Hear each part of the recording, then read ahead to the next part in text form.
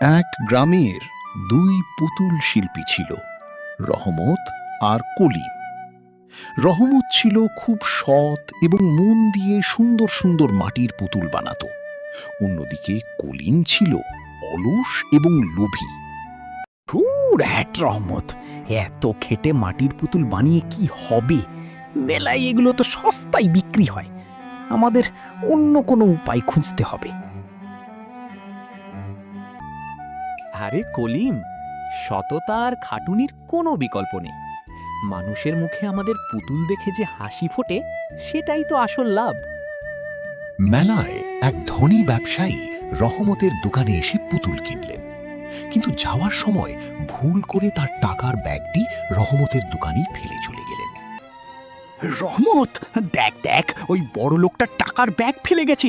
জলদি লুকা, আমরা এই টাকা অর্ধেক অর্ধেক ভাগ করে একদম বড় লোক হয়ে যাব। কলিম, এটা পাপের কাজ। পরের ধনে পোদ্দারি করতে নেই। আমি এখনই গিয়ে ওনাকে ব্যাগটা ফেরত দিয়ে আসব। রহমত দৌড়ে গিয়ে ব্যবসায়ীকে ব্যাগটি ফিরিয়ে দিল। ব্যবসায়ী রহমতের এই সততা দেখে এতটাই মুগ্ধ হলেন যে তিনি তার বড় শোরুমের পুতুল সাপ্লাই দেবার পুরো দায়িত্ব রহমতকে দিয়ে দিলেন। রহমত তার সততার জোরে গ্রামের সবচেয়ে বড় পুতুল ব্যবসায়ী হয়ে গেল, আর কলিম তার লোভের কারণে আগের মতোই গরিব রয়ে গেল।